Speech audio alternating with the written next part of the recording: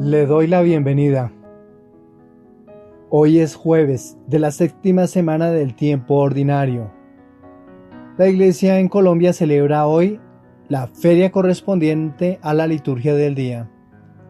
Les invito a disponer su oído, la mente, el corazón para escuchar el Evangelio que se nos proclamará en este día. Del Santo Evangelio según San Marcos, capítulo 9, versículos desde el 41 hasta el 50. Jesús dijo a sus discípulos: Les aseguro que no quedará sin recompensa el que les dé de beber un vaso de agua por el hecho de que ustedes pertenecen a Cristo.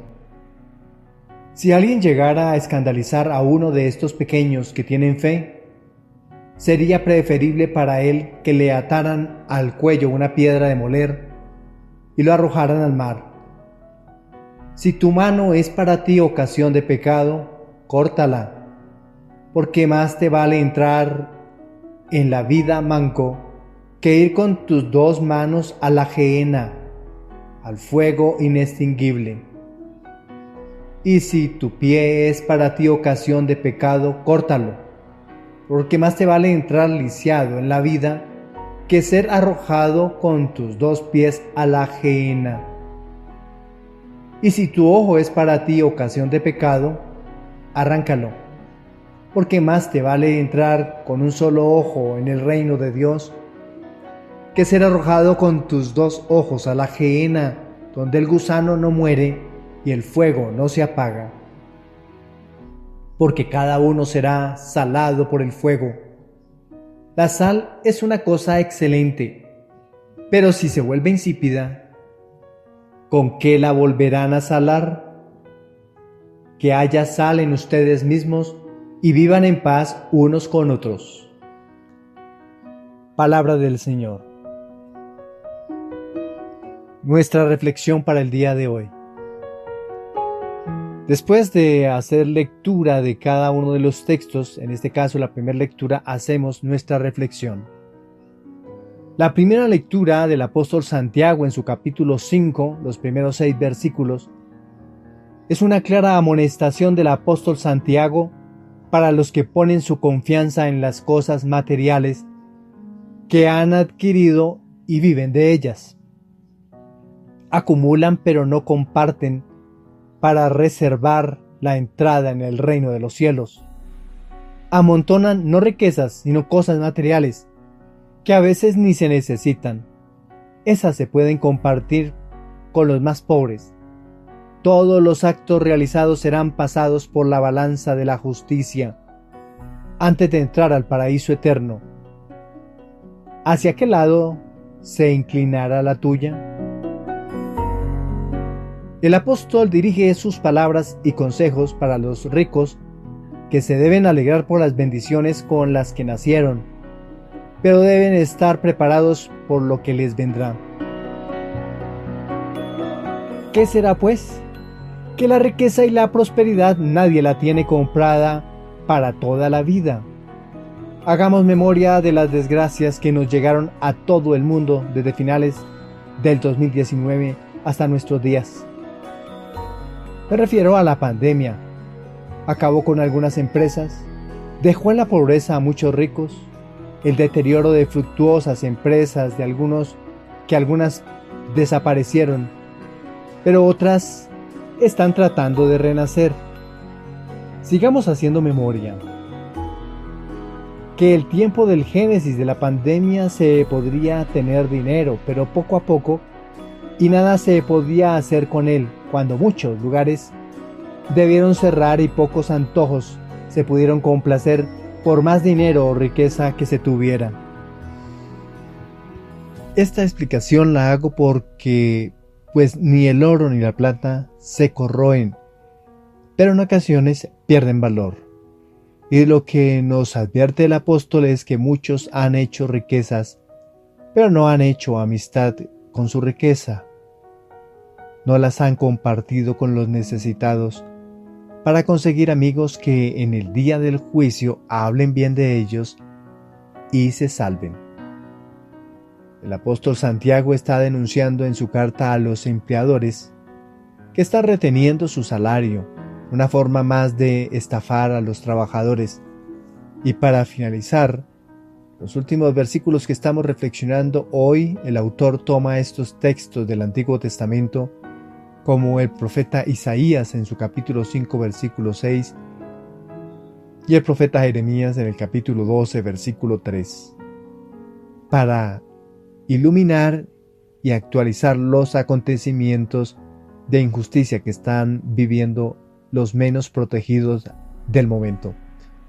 Todas estas denuncias que encontramos en la carta nos dejan vislumbrar la calidad de su predicación contra la injusticia, y fueron sus palabras las que llevaron a que se ganara algunos enemigos como Ananías, el hijo de Medebeus, aquel sumo sacerdote que presidió durante los juicios del apóstol Pablo en Jerusalén, narrado en el libro de los Hechos de los Apóstoles capítulo 23, versículo 2, y juicio también realizado en Cesarea, según lo que nos narra Hechos de los Apóstoles en el capítulo 24, versículo 1.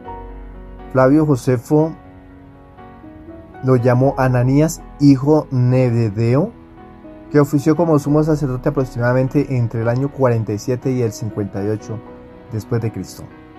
Sumo sacerdote que en el año 62, aprovechando la ausencia del procurador en Judea, sentenció a muerte por lapidación a este líder religioso Santiago.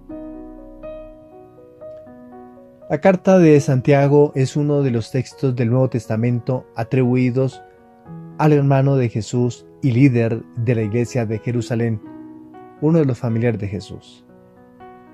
Para aclarar mejor, Santiago el menor es hijo de Alfeo, para distinguirlo del apóstol del mismo nombre, porque el otro Santiago es Santiago el mayor, que es uno de los hijos de Zebedeo.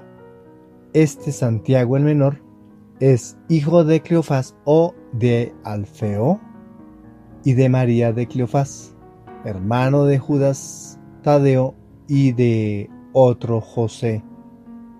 Nos narra el Evangelio de San Marcos en el capítulo 15, versículo 40. Se cree que fue escrita en el año 62 después de Cristo, antes de la destrucción del templo de Jerusalén. La comunidad a la que se dirige Santiago es una mezcla de cristianos judíos que enfrentaban diversas pruebas y desafíos, incluyendo persecución y desigualdades económicas.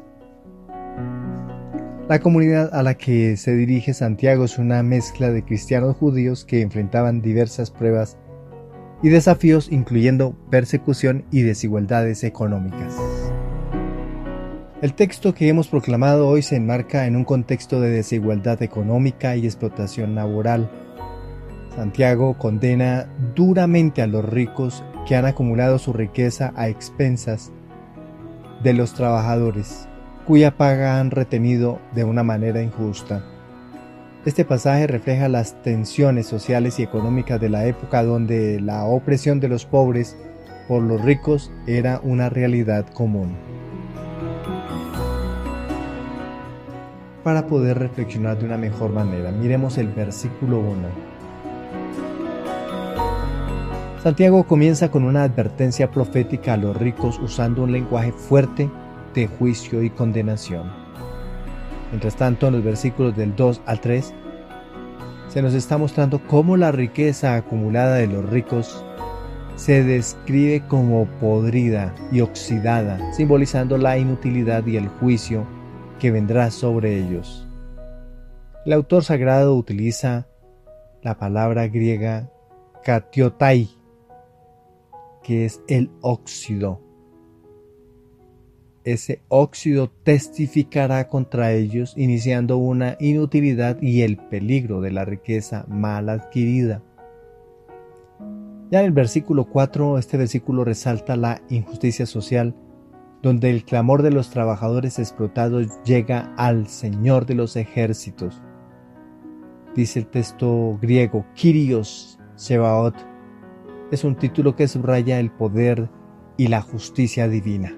el Señor de los ejércitos. El versículo 5. Aquí el apóstol acusa a los ricos de vivir en lujo y autocomplacencia, comparando su indulgencia con la preparación de un animal para el matadero. Y el último versículo, el versículo 6. La condenación culmina con la acusación de que los ricos han condenado y matado al justo. Dikeon sería la palabra griega que utiliza el texto. Dikeon. Este justo, refiriéndose a las víctimas de la injusticia y la opresión. San Basilio el Grande, en algunas de sus homilías, habla sobre la riqueza y abordó temas similares destacando la responsabilidad moral de los ricos hacia los pobres y condenando la acumulación injusta de bienes. Sus enseñanzas subrayan que la verdadera riqueza está en compartir con los necesitados y vivir una vida de justicia y caridad. ¿Qué podemos reflexionar para el día de hoy? Este texto de la carta del apóstol Santiago sigue siendo relevante hoy en día, en un mundo donde las desigualdades económicas y la explotación laboral continúan siendo problemas graves. Este pasaje nos llama a la reflexión sobre nuestra responsabilidad. Esa responsabilidad que tienes tú, que tengo yo, una responsabilidad social y moral. El apóstol nos invita a cuestionar nuestras actitudes hacia la riqueza y la justicia y a buscar formas de vivir y actuar que promuevan la equidad y el bienestar de todos. ¿Qué podemos concluir de la carta? El apóstol, el Señor, el autor sagrado, nos está llamando a la conciencia y la acción, recordándonos que la verdadera justicia y riqueza se encuentran en la integridad y la compasión hacia los demás. Esta es la propuesta que nos ha hecho el Espíritu de Dios y nosotros le respondemos con el Salmo 48, reflexionando ahora los versículos desde el 14 hasta el 20. Y acompañemos este salmo con esta frase antífona para unirnos a esta súplica, apoyando cada uno de los párrafos del salmo. Felices los que tienen alma de pobres, porque a ellos les pertenece el reino de los cielos. El Salmo 48, también titulado La futilidad de la riqueza y la sabiduría del temor de Dios. El Salmo 48 es un poema sapiencial que trata sobre la futilidad o tacañez o escasez de confianza, de confiar en la riqueza y la inevitabilidad de la muerte. Su origen se sitúa en un contexto donde la reflexión sobre la vida, la muerte y el valor verdadero de las posesiones materiales era necesaria. Este salmo, atribuido a los hijos de Coré, busca enseñar la sabiduría y la correcta perspectiva sobre la vida y la muerte, destacando la sabiduría y el temor de Dios como verdaderas fuentes de seguridad y esperanza. El versículo 14. Reflexionémoslo. Como rebaño están destinados a la muerte es su pastor, bajan derechos al sepulcro, su forma se desvanece, el sepulcro es su morada. Este versículo utiliza una metáfora poderosa, la muerte como pastor que guía a los ricos y orgullosos al sepulcro. Subraya la inevitabilidad de la muerte y la transitoriedad de la vida y la riqueza humanas. Versículo 15b. Pero Dios rescatará mi vida del poder del abismo. Aquí el salmista expresa su confianza en la redención divina.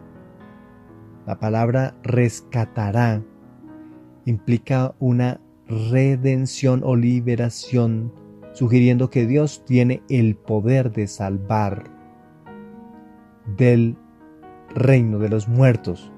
El autor sagrado utiliza la palabra griega Sheol para hablar de dónde va a salvar a quien le clama al Señor del reino de los muertos.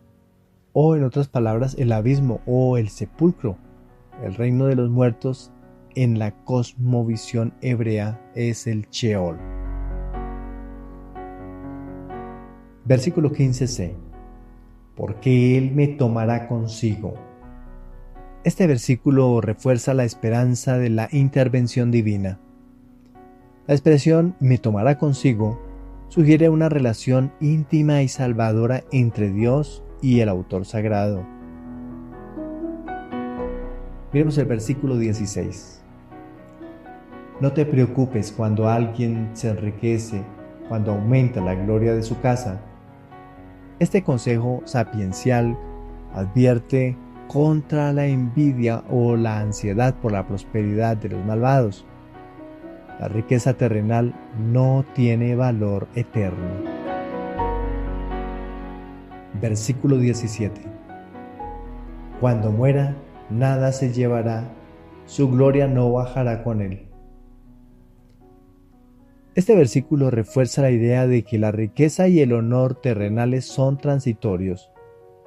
La muerte nivela todas las diferencias y nada de lo material puede acompañar al hombre más allá de su tumba. Versículo 18. Aunque en la vida se felicitaba a sí mismo, te alaban porque te va bien. Este versículo describe la actitud arrogante de aquellos que confían en su riqueza y reciben alabanzas por su éxito aparente. Sin embargo, esta autocomplacencia es vana. Versículo 19. Entrará en el grupo de sus padres, que nunca más verán la luz. Este versículo alude a la continuidad de la muerte, donde los ricos se unirán a sus antepasados en la oscuridad del Sheol. Ya lo dijimos, en el lugar de los muertos, en el sepulcro, sin esperanza de retorno. Versículo 20. El hombre, en su opulencia, no comprende. Es como los animales que perecen. De esta manera concluye el Salmo con una reflexión sobre la insensatez humana. La falta de comprensión de la verdadera naturaleza de la vida y la muerte coloca al hombre en el mismo nivel de los animales. ¿Qué está pidiendo aquí el autor sagrado cuando utiliza la falta de comprensión? Utiliza la palabra yavin, la palabra hebrea yavin, que va a significar como comprender. Comprender, está subrayando con esta palabra comprender la necesidad de sabiduría y entendimiento. Cuando yo tengo yavin, es porque yo tengo la sabiduría de Dios y la comprensión de el origen de la vida y también las consecuencias de la muerte. ¿De dónde surge este salmo, el 48? Pues fue motivado por la necesidad de corregir la percepción errónea de que la riqueza y el éxito material garantizan la seguridad y el valor de la vida. En cambio, el Salmo enseña que la verdadera seguridad y esperanza se encuentran en una estrecha relación con Dios, quien tiene el poder de rescatar del abismo y ofrecer la verdadera vida. Este Salmo también sirve como una advertencia contra la arrogancia y la autosuficiencia que se basan en las riquezas terrenales, recordando a los fieles que el temor de Dios y la sabiduría son los verdaderos tesoros. Hoy en día, este salmo sigue siendo relevante, recordándonos la futilidad de la acumulación material. Vuelvo y recuerdo que esa futilidad es insignificancia. Es como algo menudo, algo pequeño. Es casi inútil acumular materia o cosas materiales. Y hay algo más importante, que es centrar nuestras vidas en valores espirituales y relaciones significativas. Nos desafía a vivir con humildad y a buscar la verdadera riqueza en la sabiduría y el temor de Dios. La propuesta del Evangelio. El evangelista Marcos, en su capítulo 9, está animando a todo aquel que crea en el Mesías para que lo apoye, auxilie su misión y para que socorra a sus seguidores y anunciadores. Cualquier persona necesitada es de Jesucristo y de su mensaje. Cualquier persona necesitada es de Jesucristo y su mensaje. Jesús es el Cristo de la solidaridad, y todo aquel que reciba bendición por ser de Jesucristo es al mismo tiempo Dios a quien auxilia. Jesús nos invita a donarnos desde la sencillez un vaso de agua, y este pequeño vaso de agua adquiere recompensa. El evangelista entonces invita a ser solidarios con cosas pequeñas, porque hay que evitar a toda costa hacer daño a cualquiera de Cristo. Un daño que le hacemos a alguno de los seguidores del Señor trae su propia condena, y los que son de Cristo son los desdichados, son los discriminados. Ya en el versículo 42, el trabajo ha sido arduo para tratar de conquistar gente para la comunidad, y por tal razón dice el autor: y al que escandalice a uno de estos pequeños que creen, mejor le es que le pongan al cuello una de esas piedras de molino que mueven los asnos y que le echen al mar.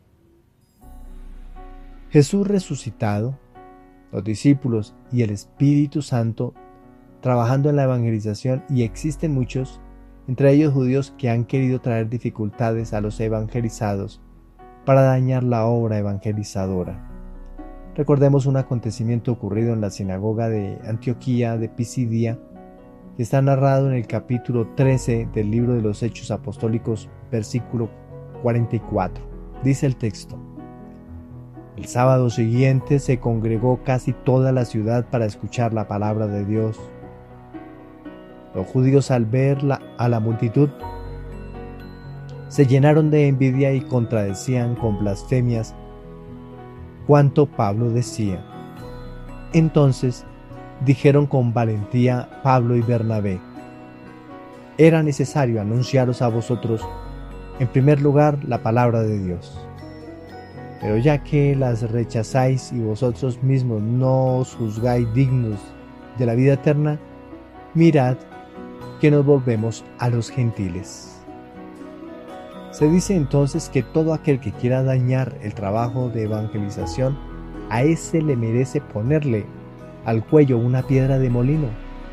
La piedra de molino se utilizó con tracción animal en Roma y en gran parte del Imperio Romano. Los molinos de piedra se utilizaban para moler el grano y obtener harina, de la cual era elaborado el pan, considerado como esencial en la alimentación.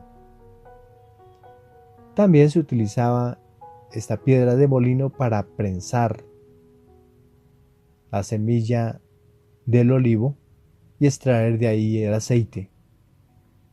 El peso de cada lonja de piedra, que era superpuesta por otra base del mismo material, era tan pesado que debía ser movida por animales.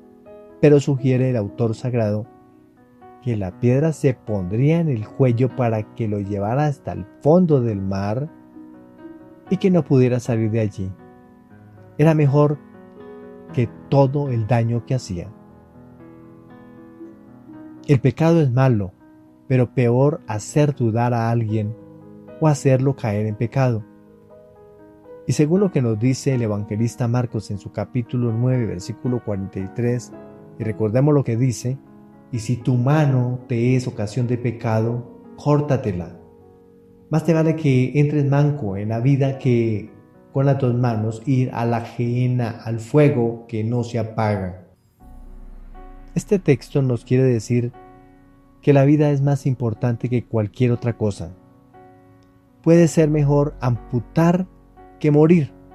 Entonces se debe hacer lo que sea para preservar la vida eterna, de manera especial la que conduce hacia la presencia de Dios. ¿Qué es lo que debemos entonces amputar? No es la mano, no es el pie, no es sacarse un ojo, es arrancar de nosotros el pecado, lo que no nos deja ver con claridad, lo que no nos deja predicar, lo que no nos deja amar. Eso es lo que tenemos que arrancar de nuestra vida, cortar de nuestra vida, porque estamos luchando por conquistar el reino. Tanto el versículo 43 como el 44 nos explican de los posibles pecados que podamos cometer en el servicio y en el anuncio de la palabra, que nos impiden entrar en la vida nueva que nos propone el Espíritu para obrar en el Espíritu con carismas, con pasos de felicidad, al ver la conversión de muchos. Mientras que el versículo 47 dice: y si tu ojo te es ocasión de pecado, sácatelo.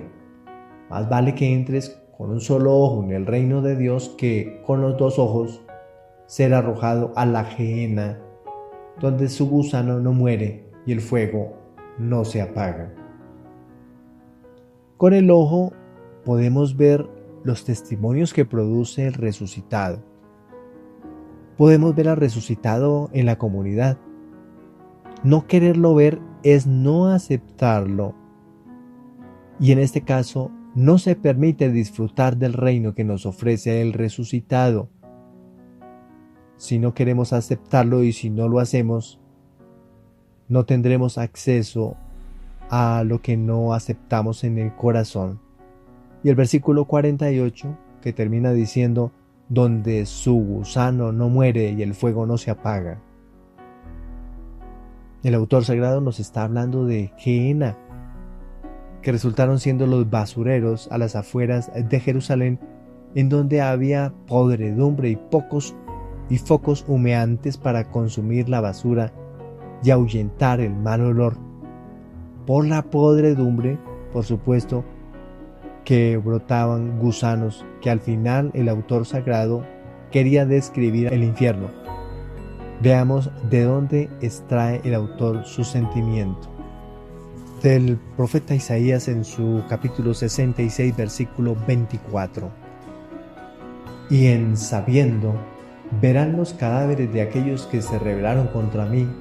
Su gusano no morirá, su fuego no se apagará, y serán el asco de todo el mundo.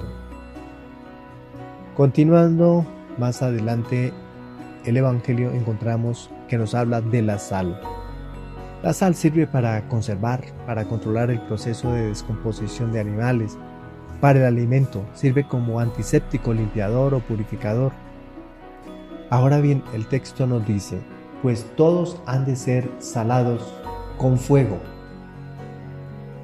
es decir, purificados, conservados del pecado, de las envidias, de los celos, del egoísmo, limpiados pero con el fuego del Espíritu Santo, preservados y demás para sazonar, para dar sabor, para dar vida, sentido de vida. Los discípulos del Señor, sus seguidores, deben ser el sabor del mundo. No puede faltar el sabor a ninguno de los que siguen al Señor. A ninguno de los que siguen al Señor, 1. Y 2, en el corazón de los seguidores del Señor debe haber paz. Nada de riñas, ni grosería, ni odios, sino el sentimiento que nos propone Jesús. La paz que brota de su corazón debe ser el signo del cristiano. En los versículos que hemos proclamado en el día de hoy se nos invita a reflexionar sobre la radicalidad del seguimiento de Cristo.